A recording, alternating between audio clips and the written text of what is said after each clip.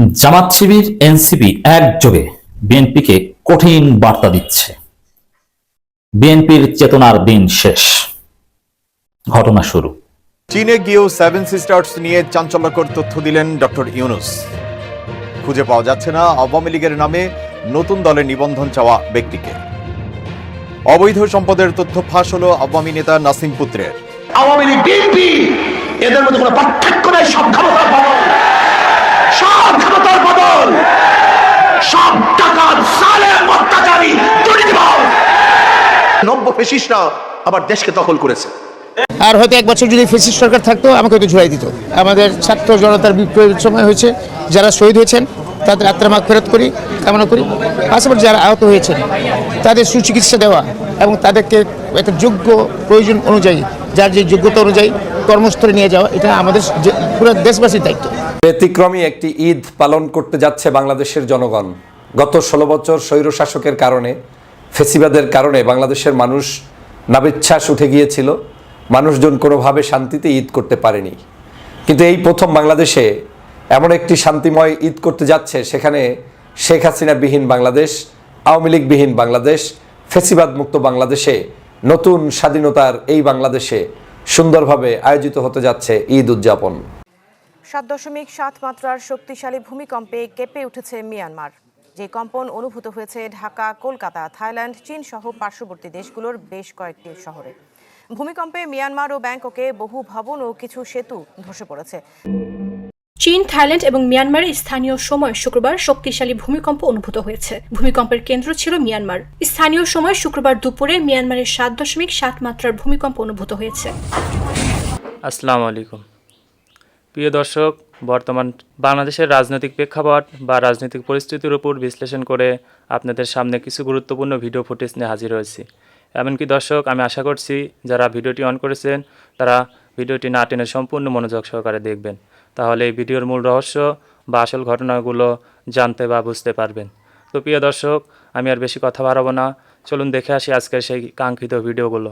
তবে তার আগে বলি, যারা এখনও চ্যানেলটি সাবস্ক্রাইব করেননি তারা সাবস্ক্রাইব করে পাশে থাকা বেল আইকনটি বাজিয়ে দেবেন। আর যারা ইতিমধ্যে সাবস্ক্রাইব করে রেখেছেন তাদেরকে অসংখ্য ধন্যবাদ। তো চলুন দর্শক, একটা লাইক দিয়ে আমরা ধারাবাহিকভাবে সকল ভিডিওর বিস্তারিত আলোচনা দেখে আসি। জামাত শিবির এনসিপি একযোগে বিএনপিকে কঠিন বার্তা দিচ্ছে। বিএনপির চেতনার দিন শেষ। ঘটনা শুরু। দর্শক, এই 2025 সালের স্বাধীনতা দিবসে বিএনপি আনুষ্ঠানিকভাবে আওয়ামী লীগ হয়ে উঠেছে চেতনার দিক থেকে।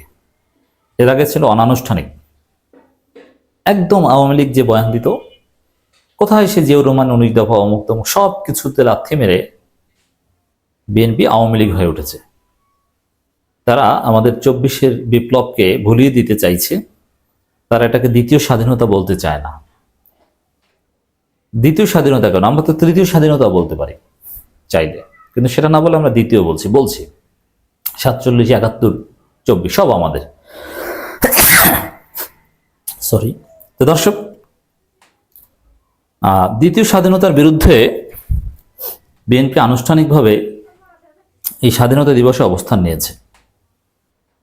মির্জা আব্বাস স্পষ্ট করে বলেছেন দ্বিতীয় স্বাধীনতা বলতে কিছু নেই। কিন্তু জামাতের সেক্রেটারি জেনারেল বলেছেন অবশ্যই দ্বিতীয় স্বাধীনতা আছে, এটাই দ্বিতীয় স্বাধীনতা। 71 সালে আমরা পূর্ণাঙ্গ স্বাধীনতা পাইনি। এনসিপি নেতারা বলেছেন অবশ্যই দ্বিতীয় স্বাধীনতা, এটাই দ্বিতীয় স্বাধীনতা। বরং যারা দ্বিতীয় স্বাধীনতাকে অস্বীকার করে তাদেরকে জামাতের সেক্রেটারি জেনারেল কি বলেছেন সে ব্যাখ্যা অনেকবার দিয়েছি। তাদেরকে ধান্দাবাজ বলেছেন জামাতের সেক্রেটারি জেনারেল। রাজাকারের পুত্র বড় বড় কথা বলে, তারা ভারতের দালাল, এইভাবেই ইঙ্গিত করেছেন জামাত। নাহিদ ইসলামের বক্তব্য দেখেন, প্রথম বা দ্বিতীয় স্বাধীনতা নয়, তাদের কাছে গুরুত্বপূর্ণ লুটপাটের স্বাধীনতা। এর মানে যারা বলে দ্বিতীয় স্বাধীনতা বলতে কিছু নেই, তারা আসলে কি চায়? তারা চায় লুটপাটের স্বাধীনতা। এই যে এগুলোর এই দ্বিতীয় স্বাধীনতার বিরোধিতা করার অর্থ কি? কেন বিরোধিতা করছে? লুটপাটের স্বাধীনতা চায়। এখন দ্বিতীয় স্বাধীনতা বললে, 24-এর বিপ্লবকে দ্বিতীয় স্বাধীনতা বললে লুটপাটের স্বাধীনতা থাকে না। লুটপাটের স্বাধীনতা থাকে না বলেই এটাকে দ্বিতীয় স্বাধীনতা বলতে অস্বীকার করছে। কথা ক্লিয়ার? দর্শক, একযোগে এভাবে কঠিন বার্তা দিচ্ছে। এর মানে এই যে ৭১ ব্যবসা, ৭১ সবার উপরে, ৭১ সাথে তুলনা নেই, এই যে চেতনা ব্যবসা, এই চেতনা ব্যবসার দিন শেষ, কোনো কাজ হবে না। কারণ যেখানে জামাত, এনসিপি, তরুণ প্রজন্ম সবাই যখন একযোগে ওই বস্তা পচা আদর্শের বিরুদ্ধে দাঁড়ায়, সে আদর্শের, আচ্ছা দেখেন, মানুষ একটা ভালো জিনিস গ্রহণ করে, বিএনপি ইউনিক কিছু করতে চাইলে, কিন্তু তারা কি করছে, কি গ্রহণ করছে? পরাজিত একটা আদর্শ গ্রহণ করছে।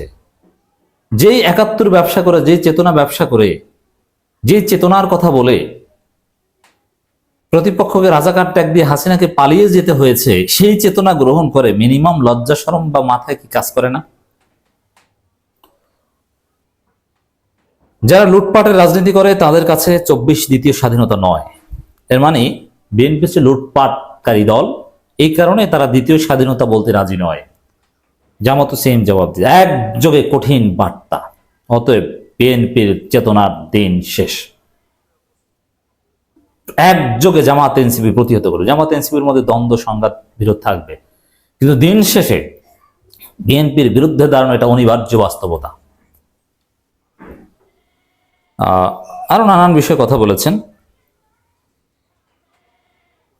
বাংলাদেশের প্রথম ও দ্বিতীয় স্বাধীনতা বিতর্কে সরব হয়েছেন জাতীয় নাগরিক পার্টির আহ্বায়ক নাহিদ ইসলাম।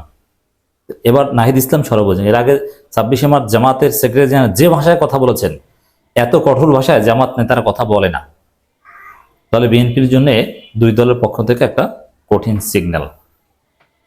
তিনি বলেন, যারা লুটপাটের রাজনীতি করে তাদের কাছে ২৪ দ্বিতীয় স্বাধীনতা নয়, কিন্তু বিগত ১৫ বছরে শেখ হাসিনার আওয়ামী লীগের নিপীড়নের শিকার হওয়াদের কাছে ২৪ দ্বিতীয় স্বাধীনতা।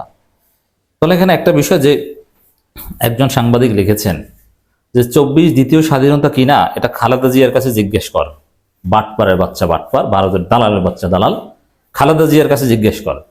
আর খালেদা জিয়ার কাছে জিজ্ঞেস করার সময় একটু দূরে বসে জিজ্ঞেস করবে, কারণ হাতের কাছে পেলে থাপ্পড়াই দাঁত ফালাই দিবে। খালেদা জিয়া বুঝে ২৪ কত বড় দ্বিতীয় স্বাধীনতা। কারণ এই খালেদা জিয়া একটা পরাধীন বাংলাদেশের মধ্যে ছিল ২০১৮ সালের আগ থেকেই, তাকে জেলের মধ্যে রেখেছিল, এবং তার জন্য এই বিএনপির বাটপাররা কিচ্ছু করতে পারেনি। এই মির্জা আব্বাস তাদের ব্যবসা বাণিজ্য কিছুতে কোনো সমস্যা হয়নি। জেলে গিয়েছেন, আবার চলে এসেছেন ২ দিন পর, জামাই আদরে জেলে থেকেছেন। অতএব এরা এইসব ধান্দাবাজরা দ্বিতীয় স্বাধীনতার কি বুঝবে? দ্বিতীয় স্বাধীনতা কি এটা বুঝেন তারেক রহমান, দ্বিতীয় স্বাধীনতা কি এটা বুঝবেন খালেদা জিয়া। কি নির্মম নির্যাতন খালেদা জিয়ার উপর হয়েছে। অতএব Khaleda Zia knows well knows best এটা দ্বিতীয় স্বাধীনতা কিনা, এটা হচ্ছে একটা জবাব। এই যে নাহিদ ইসলাম যে খেপেছেন এই লুটপাটকারীদের বিরুদ্ধে, যারা দ্বিতীয় স্বাধীনতা বলতে এটা অস্বীকার করে, তাদের বিরুদ্ধে একদম ঠিক আছে। তিনি বলেন, যারা লুটপাটের রাজনীতি করে তাদের কাছে ২৪ দ্বিতীয় স্বাধীনতা নয়, কিন্তু বিগত ১৫ বছরে শেখ হাসিনার আওয়ামী লীগের নিপীড়নের শিকার হওয়াদের কাছে ২৪ দ্বিতীয় স্বাধীনতা। একদম সঠিক জবাব। ভারতের প্রধানমন্ত্রী নরেন্দ্র মোদী ঢাকা সফর বিরোধী আন্দোলনে নিহতদের তালিকা প্রকাশ, রাষ্ট্রীয় স্বীকৃতি ও বিচারের দাবিতে আলোচনা সভা হয়। একটা আলোচনা সভায় কথা বলেন, পারফেক্ট একটা মানে ইন্ডিয়ান হেজিমনি বাংলাদেশে ধ্বংস করার জন্য। তখন কিন্তু বিএনপি চুপ করেছিল। নরেন্দ্র মোদী যখন বাংলাদেশে এসেছিল, আলেম ওলামার আন্দোলন করেছিল, তাদেরকে হত্যা করেছিল, তাদেরকে গুম করেছিল। সেই রফিকুল ইসলাম মাদানিকে কি ভয়ঙ্কর নির্যাতন, আরো কত আলেমকে, মামুনুল হক ইত্যাদি ইত্যাদি। তো দর্শক, বিএনপি তখন চুপচাপ ছিল, কোনো কথা বলেনি। ভিপি নুরের ছেলেরাও আন্দোলন করেছে। তো দর্শক, সেই বিষয়টা সামনে, মানে ইন্ডিয়ান হেজিমনি বাংলাদেশে খেয়ে দিতে পারলে বিএনপি রাজনীতি এমনি খেয়ে দেওয়া হবে। এটার জন্য এই নাহিদদের এই উদ্যোগটা জরুরি। নাহিদ ইসলাম বলেন, যাদের ব্যাংক ব্যালেন্স অক্ষুণ্ণ ছিল, মানে ওই দ্বিতীয় স্বাধীনতা যে অস্বীকার করছেন মির্জা আব্বাস, তাদের ব্যাংক ব্যালেন্স অক্ষুণ্ণ ছিল, এটা বুঝিয়েছেন। যারা আপোষ করে বিরোধী রাজনীতি করছে, বিএনপির নানান সময় আন্দোলন খেয়ে দিয়েছে মির্জা আব্বাস, তাদের কাছে হয়তো এটা দ্বিতীয় স্বাধীনতা মনে হয় না, কারণ তারা সব সময় স্বাধীন ছিল, আগের আমলেও ছিল। তাদের কাছে প্রথম স্বাধীনতা গুরুত্বপূর্ণ নয়, দ্বিতীয় স্বাধীনতা গুরুত্বপূর্ণ নয়, তাদের কাছে গুরুত্বপূর্ণ লুটপাটের স্বাধীনতা। এর মানে বিগত ১৫ বছরে শুধু দালালদের কাছেই ২৪ দ্বিতীয় স্বাধীনতা নয়, কারণ তারা স্বাধীন ছিল, আমরা পরাধীন ছিলাম। আমরা কেউ দেশে আসতে পারিনি, দেশে আসলেও ঈদ করতে গ্রামে যেতে পারিনি। আমাদের আমাদের নেত্রী খালেদা জিয়া দেশে জেলে ছিল, বের হতে পারেননি, অতএব তার কাছে এটা দ্বিতীয় স্বাধীনতা। আমাদের জীবদ্দশায় এই প্রথম আমরা মুখ খুলে কথা বলছি, আমাদের যে বয়স সেই বয়সে। বিগত আওয়ামী লীগ সরকার ভারতের স্বার্থ রক্ষা করছে মন্তব্য করে নাহিদ ইসলাম বলেন, দেশটির সহায়তায় দলটি ক্ষমতা ছিল, তাদের খুশি করতেই নতজানু পররাষ্ট্রনীতি করাই ছিল শেখ হাসিনার কাজ। দেশটি প্রতিবেশী বলে তাদের সঙ্গে আমাদের অর্থনৈতিক ও সাংস্কৃতিক সম্পর্ক রয়েছে, তবে তাদের সঙ্গে সমতা ন্যায্যতার ভিত্তিতে সম্পর্ক হবে। সীমান্ত হত্যায় আজও কোনো বন্দোবস্ত হয়নি, পানির ন্যায্যতা। এই নাহিদ ইসলাম এই ভারতের আধিপত্যবাদের বিরুদ্ধে এই রাজনীতিকে আমরা অ্যাপ্রিসিয়েট করব। তিনি বলেন, পিলখানা হত্যাকাণ্ড, মোদী বিরোধী ও জুলাই হত্যাকাণ্ডে আওয়ামী লীগ জড়িত। এসব কিছুর বিচার নিশ্চিত করতে হবে, কারণ বিচার এখন না হলে আর হবে কিনা বলা যাচ্ছে না। সংখ্যালঘু প্রসঙ্গে এনসিপির আহ্বায়ক বলেন, ভারতের সংখ্যালঘু নির্যাতনের তীব্র নিন্দা জানাই। তো ভারত বাংলাদেশ নিয়ে কথা বলে, ওদের অপকর্মের বিরুদ্ধে আমরা কথা বলি। নাহিদ ইসলামকে ধন্যবাদ, জামাতের সেক্রেটারি জেনারেলকে ধন্যবাদ, একযোগে বিএনপির লুটপাটকারীদের বিরুদ্ধে কঠিন বার্তা দেওয়ার জন্য। বিএনপির চেতনা ব্যবসার দিন শেষ। ভারতের সেভেন সিস্টার্স, নেপাল ও ভুটান সহ এই অঞ্চলের ভূ রাজনৈতিক উন্নয়নে বাংলাদেশের অবস্থান গুরুত্বপূর্ণ বলে দাবি করেছেন প্রধান উপদেষ্টা ডক্টর মোহাম্মদ ইউনূস। শুক্রবার বেইজিংয়ে দ্য প্রেসিডেন্সিয়াল হাউসে চীনা ব্যবসায়ী নেতাদের সঙ্গে বিনিয়োগ সংলাপে একথা বলেন তিনি। ডক্টর ইউনূস বলেন, বাংলাদেশের উন্নয়নের সঙ্গে শুধু নিজেদের ভাগ্য জড়িত নয়, বরং সেভেন সিস্টার্সের মানুষের ভাগ্য জড়িত। সুতরাং দক্ষিণ এশিয়ায় অর্থনৈতিক স্থিতিশীলতার জন্য বাংলাদেশে বিনিয়োগ করলে ভারতের সেভেন সিস্টার্স সহ নেপাল, ভুটানও উপকৃত হবে। বৈঠকে চীনা ব্যবসায়ীদের বাংলাদেশে বিনিয়োগের আহ্বান জানান প্রধান উপদেষ্টা। এ সময় দেশে তৈরি পোশাক খাতের সক্ষমতার উদাহরণও তুলে ধরেন তিনি। একই সঙ্গে বাংলাদেশে ব্যবসা বিনিয়োগ বাড়ানোর বিভিন্ন নতুন ক্ষেত্রের কথাও উল্লেখ করেন ডক্টর ইউনূস। অন্তর্বর্তী সরকার প্রধান বলেন, বাংলাদেশের তরুণরা দেশকে এগিয়ে নিতে অবিচল রয়েছে। তাদের সংখ্যা নেহাত কম নয়। তারা জানে কিভাবে চ্যালেঞ্জ মোকাবেলা করতে হয়। তাই বাংলাদেশ হতে পারে বিনিয়োগের অনন্য জায়গা। এ সময় চীনা ব্যবসায়ীদের বাংলাদেশ ভ্রমণের আহ্বান জানান প্রধান উপদেষ্টা। ব্যতিক্রমী একটি ঈদ পালন করতে যাচ্ছে বাংলাদেশের জনগণ। গত 16 বছর স্বৈরশাসকের কারণে, ফেসিবাদের কারণে বাংলাদেশের মানুষ নাবিচ্ছাস উঠে গিয়েছিল। মানুষজন কোনোভাবে শান্তিতে ঈদ করতে পারেনি। কিন্তু এই প্রথম বাংলাদেশে এমন একটি শান্তিময় ঈদ করতে যাচ্ছে, সেখানে শেখ হাসিনা বিহীন বাংলাদেশ, আওয়ামী লীগ বিহীন বাংলাদেশ, ফেসিবাদ মুক্ত বাংলাদেশে, নতুন স্বাধীনতার এই বাংলাদেশে সুন্দরভাবে আয়োজিত হতে যাচ্ছে ঈদ উদযাপন। আপনারা ইতিমধ্যেই বিভিন্ন পত্রপত্রিকায় দেখেছেন, প্রতি বছর যেখানে ঈদকে কেন্দ্র করে রাস্তায় ভিড়, টিকিট পাওয়া যায় না, লঞ্চ ঘাটে ভিড়, অলিতে গলিতে সব জায়গায় মানুষের এত বেশি চাপাচাপি এবং টিকিট বাণিজ্য সহ সকল ধরনের অপকর্ম চলমান থাকতো। সে কারণে জনগণ সেখানে স্বস্তিতে কোনো ঈদ করতে পারত না। এই প্রথম বাংলাদেশে জনগণ স্বস্তিতে ঈদ করতে পারছে এবং তাদের এই ঈদকে কেন্দ্র করে সারা বাংলাদেশে নিরবচ্ছিন্ন নিরাপত্তা প্রদান করা হচ্ছে এই সরকারের পক্ষ থেকে। মাত্র অল্প কয়েকজন মানুষ এই সরকারকে পরিচালনা করছে, যাদের হাতে নাই কোনো শত শত এমপি, যাদের হাতে নাই কোনো শত শত মন্ত্রী, যাদের হাতে নাই কোনো বড় বড় প্রভাব, কিন্তু তারা কিন্তু আন্তরিকতার কারণে, একনিষ্ঠতার কারণে এই সুন্দর ঈদ উদযাপন আপনাদেরকে উপহার দিতে যাচ্ছে। এই প্রথম বাংলাদেশে একটি ঈদ উদযাপন করা হবে, যেখানে এত সুন্দর আয়োজন করতে পেরেছেন ঢাকা দক্ষিণ সিটি কর্পোরেশন বা উত্তর সিটি কর্পোরেশন মিলে। তারা যে সুন্দর আয়োজন করতে যাচ্ছেন সেটা ঢাকাবাসী উপভোগ করবে। আমি অবাক হয়ে তাকিয়েছি যে বাংলাদেশের বিভিন্ন জায়গার টিকিটের কালোবাজারি যারা করতেন তারা আজকের কোথায়। গতকালকেও দেখলাম ট্রেন স্টেশনে ফাঁকা, মানুষজন, কোনো ঝামেলা নাই, দৌড়ঝাপটা নাই, নিরিবিলি মানুষজন যাচ্ছে।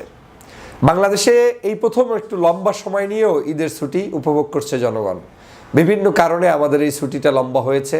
একদিকে 26শে মার্চ মহান স্বাধীনতা দিবস, এরপরে আমাদের শবে কদর, লাইলাতুল কদরের বন্ধ, তারপরে ঈদ উল ফিতর উদযাপিত হবে।